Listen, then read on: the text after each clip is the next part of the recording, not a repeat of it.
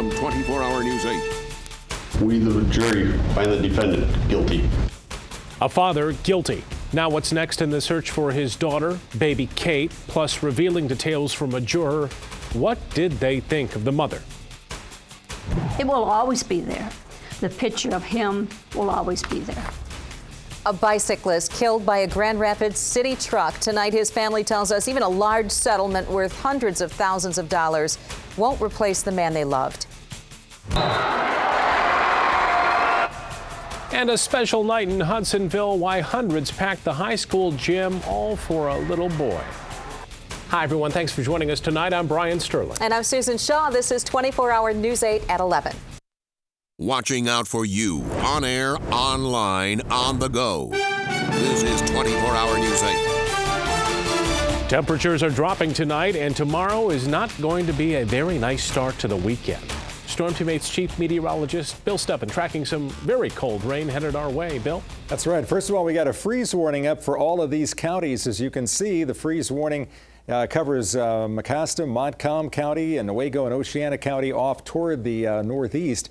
And temperatures in this area could dip just slightly below freezing in isolated areas, but I still think temperatures up here are going to be about 5 degrees warmer than they were early this morning. We're also tracking some rain showers off to the west of us. The few sprinkles out here are falling apart. I expect the main band out here to develop and then move in our direction. It's still a long ways away. It won't be until about early to mid-morning before this comes into the Benton Harbor area, and perhaps closer to noon by the time it reaches Grand Rapids. Here's the way it looks. These are the high clouds overspreading the area right now. We get to 6 a.m. There still could be some sprinkles down toward Berrien and Cass County, but you can see everybody else is just dry and cloudy at the time.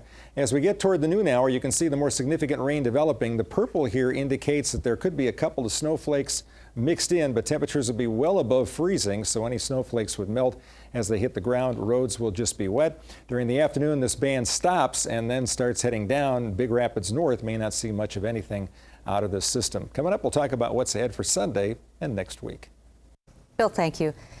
Baby Kate went missing June 29th of 2011. Her father, Sean Phillips, was arrested that same day. 2 weeks ago, the trial started, and now today, a verdict, guilty as charged. But despite the time that's passed, there's still no sign of the baby, 4.5 months old when she was last seen. This verdict is one the town of Ludington and much of West Michigan waited months for, but there's still no sign of baby Kate. 24 Hour News 8's Crystal Hilliard spent the evening in Ludington. Sean, what happened that day? Sean, are you innocent? Anything you want to say? Anything you want to say? Reaction? The suspect turned convict had no comment while leaving the courthouse Friday. Sean Michael Phillips was found guilty of unlawfully imprisoning his 4-month-old daughter just moments before. Do you have any statement you want to make about the verdict? Ariel Cortland, the baby's mother, had no comment either, but her grandmother did. I think he killed her. That's only my opinion, though. But he took her spontaneously. He didn't have a family set up, so where is she? It's been 10 months since anyone's seen Catherine. Circumstantial evidence put her with her father last in the hours after she disappeared. The timeline was the key thing in this case. We were able to account for Ariel's time from the time they passed the hospital on the surveillance camera all the way to 6 o'clock the next morning, and that she did not have any opportunity or motive or means to do anything with Catherine. But Sean, on the other hand, we were unable to account for his time.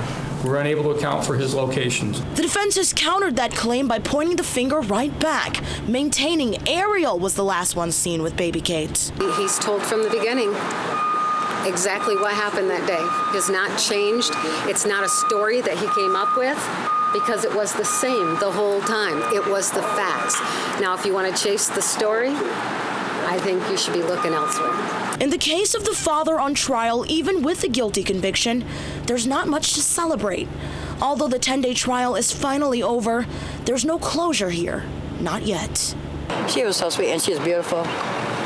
You guys seen pictures of her. She was just a little doll. Hardly any trouble at all, from what I see. Case will not be over with until we find Kate. Crystal Hilliard, 24 Hour News 8. 24 Hour News 8's Leon Hendricks talked with baby Kate's mom after today's verdict. Ariel Cortland did not want to go on camera, but she told us that this was not a day of celebration. She said that she didn't really know how to feel. She's overwhelmed, apparently, by the publicity the story has gotten and is thinking about moving out of the area to start over. We also spoke with the juror who wanted to stay anonymous. That juror said, quoting here, "The prosecutor initially said nobody's going to like Ariel, and I don't think anyone on the jury did like her." As for the verdict, the jurors said deliberations were emotionally draining, mentally draining. You don't want to send someone to jail without looking thoroughly at everything that was presented.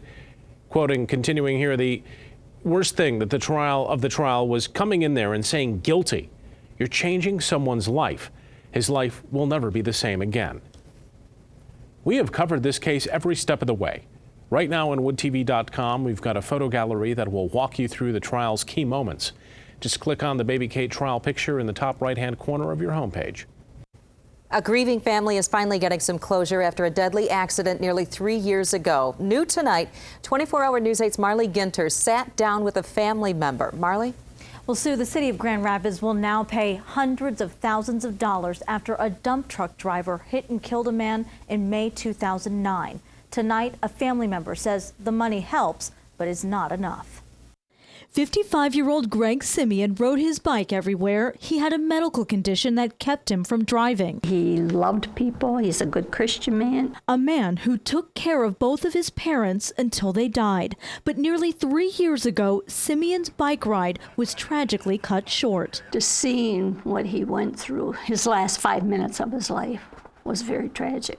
Norma Van Gessel, Simeon's aunt, had to relive every detail during a grueling lawsuit. A Grand Rapids city dump truck driver ran over Simeon, dragging him nearly 90 feet down Bridge Street. Simeon's family sued the city, saying the driver never should have been driving the truck in the first place. Since 1995, he'd been in 20 crashes, many his fault. He even received a warning. And just 2 weeks before Simeon's accident, the same driver hit a minivan, blowing out the back windshield. That made me angry.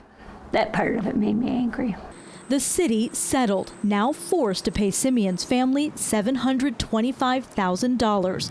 Grand Rapids City Attorney Catherine Mish released this statement. "This was a tragic accident. The city's hearts and prayers go out to the family of Mr. Simeon, and the city hopes that the settlement of this lawsuit will bring some closure for the family." We'll find closure, not peace. I mean, yeah, there's closure there. Of course, you have to give up. Otherwise, you mentally are always, stressed.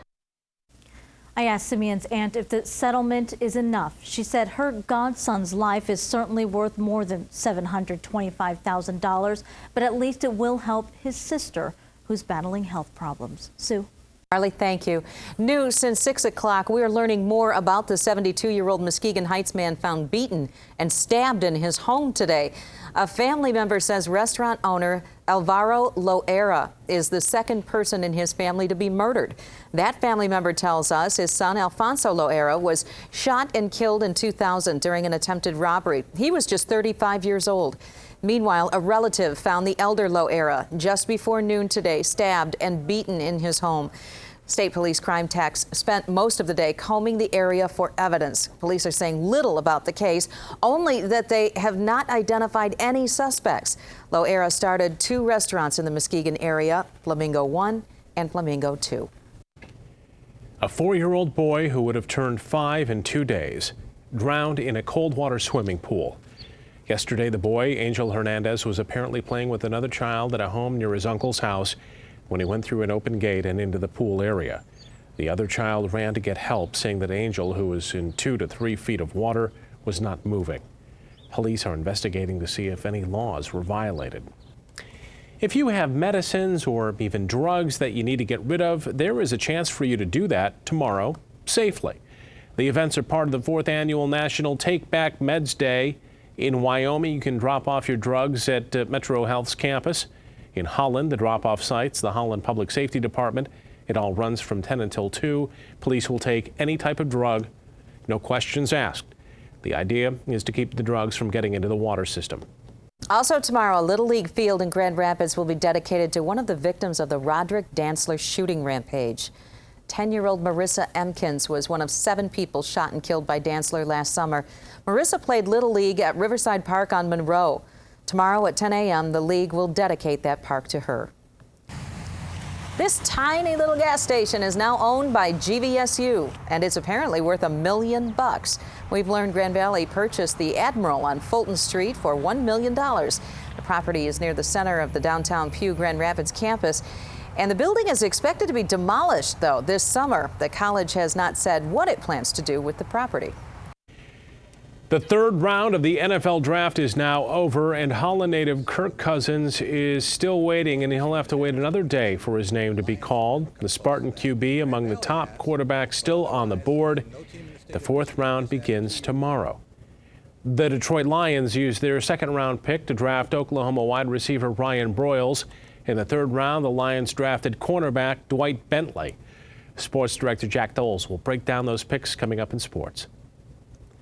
We got a programming note for you. 24 Hour News 8 is expanding its morning news to help you get started earlier. Starting Monday, 24 Hour News 8 Daybreak will bring you the latest overnight news and your Storm Team 8 forecast starting at 4:30 a.m.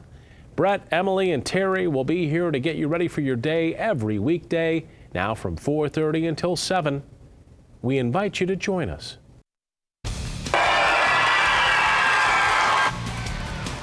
Two sets of middle school teachers battling it out on the hard court, all for a little boy battling cancer. How this whole thing came about, coming up. An apology tonight from Tigers left fielder Delman Young. Coming up in sports, what he's saying after being charged with a hate crime. Well, the bad news is we got a cool Saturday coming up with a good chance for rain and maybe even a snowflake or two. But the good news is we warm up after that. Sunday's going to be a nice day, lots of sunshine and 10 degrees warmer. And by the middle of next week, temperatures are going to be into the 70s. Coming up, we'll have that complete Storm Team 8-day forecast.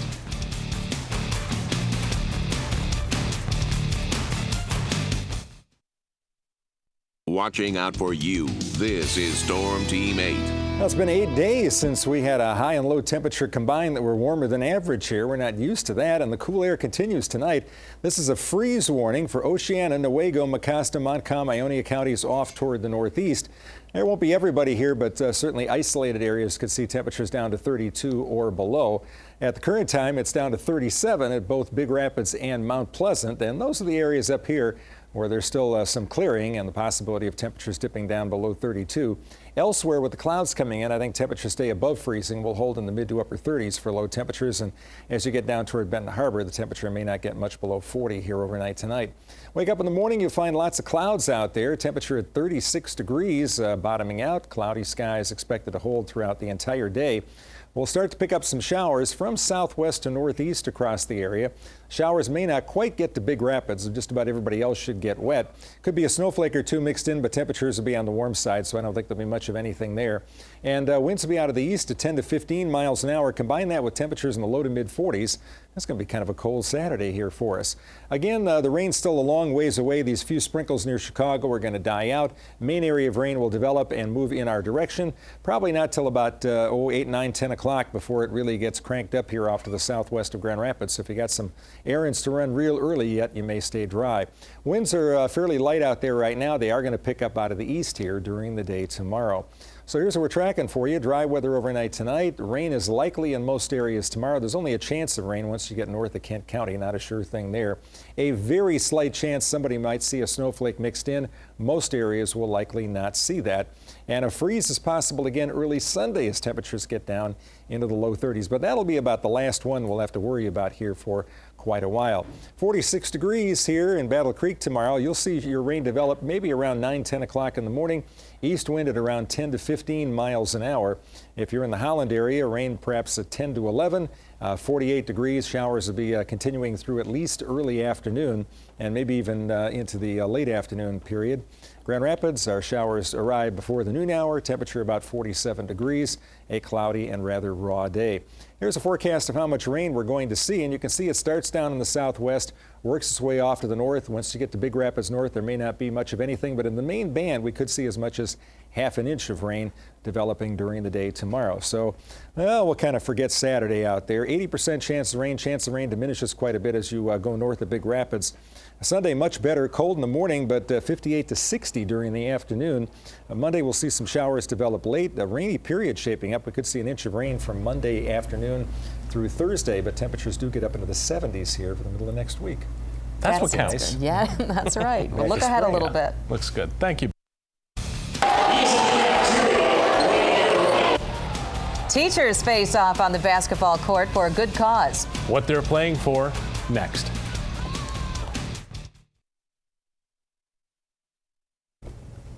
A very special little boy brought hundreds out to Hudsonville High School tonight.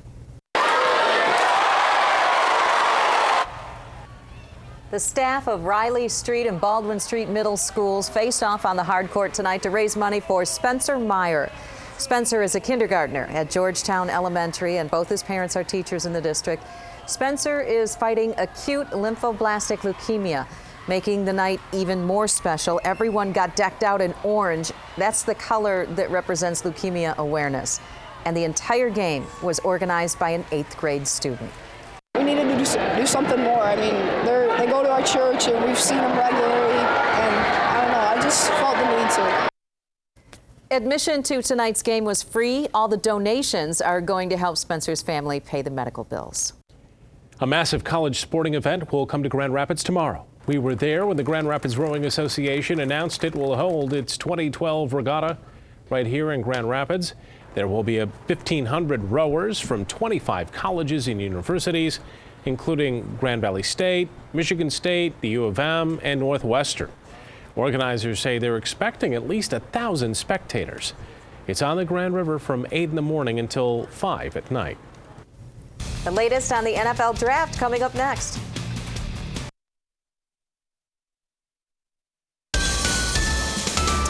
Some people graduate from college and send out resumes hoping to land that first job. Others, like Kirk Cousins, learn their fate on national TV. Unfortunately for Kirk, he hasn't heard his name called yet, so he's going to have to wait and wonder until round 4 of the NFL draft. That'll take place Saturday. We're expecting Kirk to go sometime in the 2nd or 3rd tonight, but 3 different quarterbacks were selected. Broncos picked Brock Osweiler of Arizona State. Seahawks selected Wisconsin's Russell Wilson, and the Eagles picked Arizona's Nick Foles. Kirk's teammate from Michigan State, Jerrell Worthy, is headed to the Green Bay Packers. Packers took Worthy with the 2nd round pick, number 51 overall.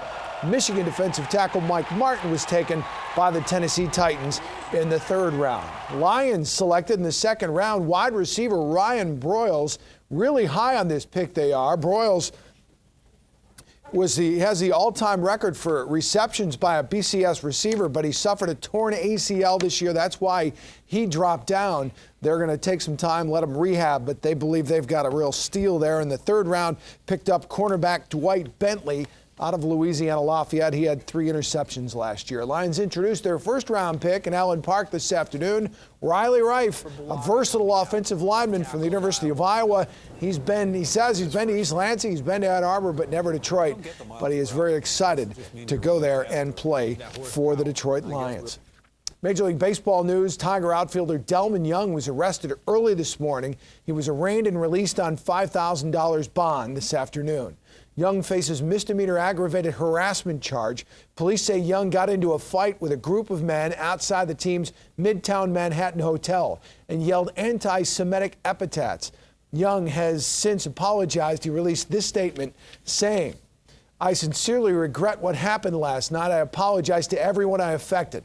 The Ilitch family, the Detroit Tigers organization, my teammates, my family, and the great Tigers fans that have supported me since day one. I take this matter very seriously and assure everyone that I will do everything I can to improve myself as a person and as a player." Not surprisingly, Young was not in the Tigers starting lineup tonight.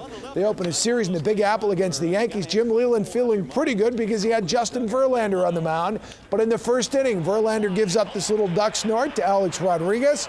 RBI single, and once again, the Tigers fall behind early. That's Curtis Granderson scores. It was 1-0 Yankees. 1-1 in the 3rd, Miguel Cabrera.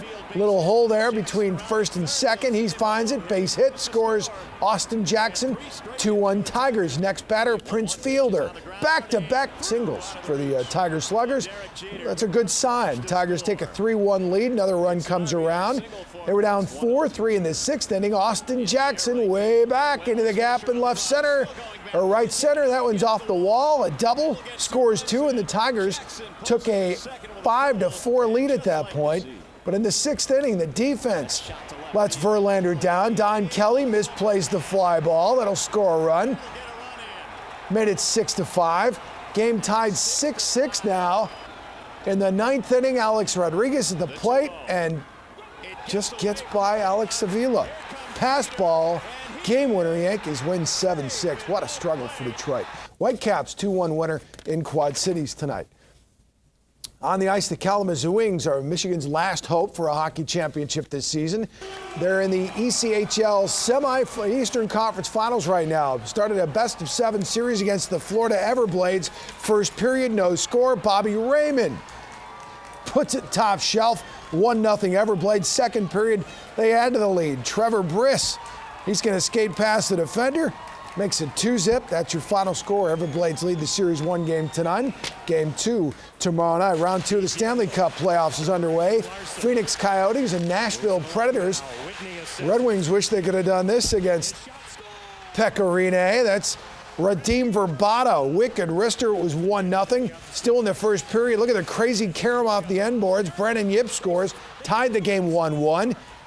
2-2 in the second period when Mikhail Bodker, he's going to score it. It's right now 3-2 Phoenix in the third period. That almost equals the Red Wings' goal-scoring output in round 1. Wow. Oh, and the Tigers, boy, what a team in disarray. Absolute disarray. 10-10. They're a 500 team, but they're only like a game and a half out of first place. But it's a mess. We'll be right back.